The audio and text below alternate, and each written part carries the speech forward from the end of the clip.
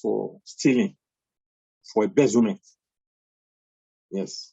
So for different reasons, government can exercise the authority of punishing somebody by death penalty. Yes. So to that extent, you can say government enjoys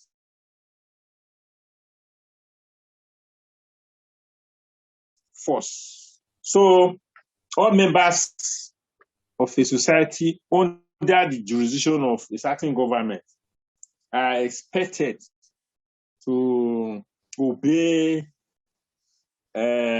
laws, rules, and regulations made by the government. And anybody who flouts those rules and regulations can be punished by government. Right. The last one, just before we close this class, is there are higher, government has the highest stakes. Highest stakes are associated with government. All of those things we have been talking about describe the high stakes of government. So people want to know that when government is involved, everybody will be affected. So, for example, if government decides to increase electricity tariff, which has happened, you know everybody will be affected, because that will all within Nigeria will be expected to obey that. But if MTN decides to increase its tariffs, that will only be binding on MTN users. Courier companies like DHL, UPS, even federal governments will call the, what is it called now?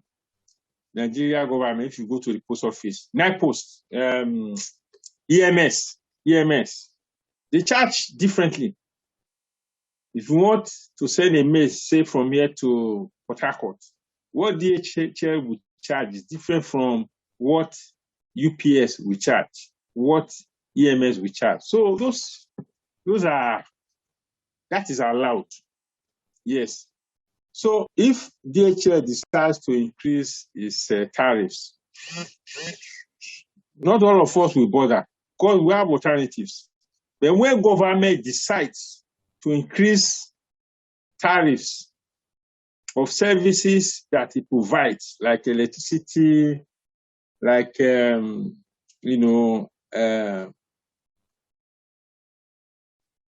sale of fair products or distribution of fair products, everybody will be concerned. So all of us have a stake. Of course, you will be affected. Every person will be affected. So that's why politics involving government concerns everybody. Because when government, people want to be part of that decision. That's why people struggle to control government.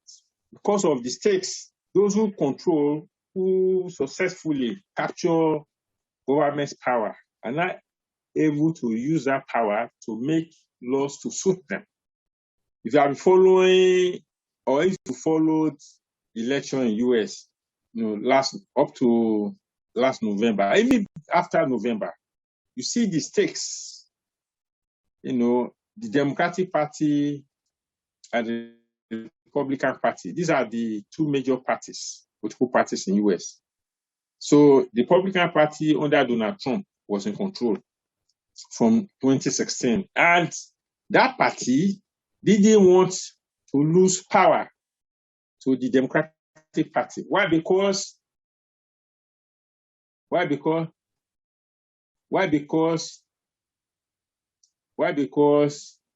the Democratic Party does not share the same vision of society with the Republican Party.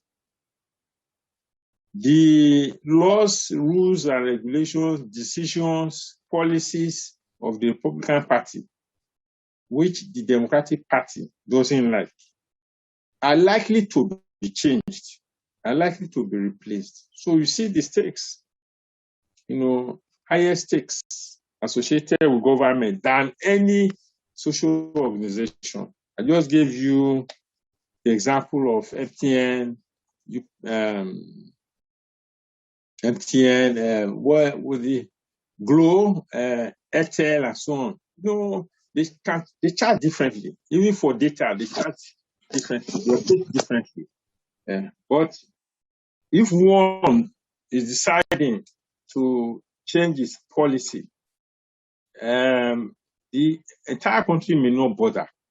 But if government is toying with a change in policy, everybody, like if you listen to radio now, when they say they want to withdraw subsidy, so everybody knows whether you are rich or poor, you'll be affected. So, yeah, government has the highest stakes. Yeah, that's what I was saying. Whether you are rich or poor, it means among every other social group, it's gone. So, whether you are rich or poor, you are likely, except you are part of the government that's making that decision. Because there are some people we argue, if you are part of the government that's making the decision to withdraw subsidy, you may not be terribly affected because government, you live on government. What you will gain from withdrawing subsidy, you are in control. You can exercise your power, your governmental power, to distribute it in your favor. That is the understanding of some people who are opposed to subsidy. But generally, everybody will be concerned that government is contemplating withdrawal of subsidy. So the stakes in government are very high. So compared to other social organizations, you can say the stakes are highest. So that's what we are saying. Right. Yes, I think our time is up and I've overshot, but we couldn't settle in time. Now, can I allow for some questions? The other time we defined government as a collection of persons. That is different. We were making the point that everybody is not government. Government is a collection of persons, few people who make decisions that are binding on the rest of us. So unless you are one of those few persons, you should not regard yourself as government. But what we are saying here, when we say membership of government is involuntary, is to say that, remember we said government enjoys the same jurisdiction with the state. So is the territory controlled by the state or the territory that belongs to the state that government of that state controls as well. So any rules made by government of that state will cover the entire geographical jurisdiction of that state. That's what we are saying. And therefore, membership of that geographical territory of that state is not voluntary. It is says that any rule made by the government of the day that is for the entire geographical territory of that state is binding on every person who lives within that territory. And anybody who flouts that rule can end the wrath of government. That's what we're saying. Right. Someone is saying legitimate monopoly of overwhelming force. Yes, it's not clear. What is not clear there? That this state is the only one. For example, sometimes when you are in town, those representing the state, like the police, they openly carry guns. They are recognized as representatives of the state, as agents of the state. And nobody questions that. That's a demonstration of the legitimate monopoly of force. But if you are not representing the state and you are found with a gun, which is one of the powerful instruments of force, people will frown at you. And when government gets to know, agents of government get to know, you are likely to be arrested. So we are saying that other social organizations use force, but government enjoys the monopoly of overwhelming force. First, is legitimate because it's recognized that government can use that force. That's not to say that government's use of force cannot be challenged, but people have not challenged it. Yes. People will not challenge it if, especially, government follows proper procedure. If, for example, somebody is caught to have caught stealing, and there's a law which forbids that, and the person is picked up by agents of the state or agents of government, like police, EFCC, and so on. A person is charged to court. The trial is transparent. Everybody can see that this person is guilty of this crime. A person is punished. Although, one must also point out, you are growing up now, so you begin to see all kinds of things in our society. Although it has also happened, maybe somebody steals, maybe because it's Yoruba, some Yoruba government picks up the person, maybe fellow Yoruba people say, no, why? I'm just using it to illustrate. I'm not saying that that's what Yoruba people do. That's also happen, maybe pick somebody up who is a member of one ethnic group, with people who rise and say, no, why? It happens, but we are saying generally that the state enjoys the legitimate monopoly of overwhelming force. Have I answered your question?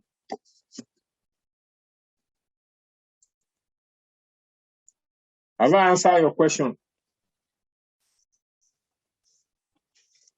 Have I answered your questions? Good afternoon, sir. Yes, sir. Yes, sir. Yes, sir. Uh-huh. Sir, please, how do you take down our attendance? No, yeah, it's not. Well, I don't know. I think you just go on. Just attend class because your own interest. I don't know. Maybe I'll think about that. How we get about that. Thank you. God bless you, sir. This class, question. God bless you. I think we should continue. See where Can the class never take attendance? Everybody register on the stuff. Daddy, please, are we taking attendance, sir? That's what I'm saying. Who's your daddy? Who is Daddy K? Daddy Bao. Who's your daddy? Yeah, go on. Sir, if I'm holding a position in a government office, like maybe let's say someone is a prime minister, and along the line he resigns from the government, that means he's not part of the government anymore. Yes,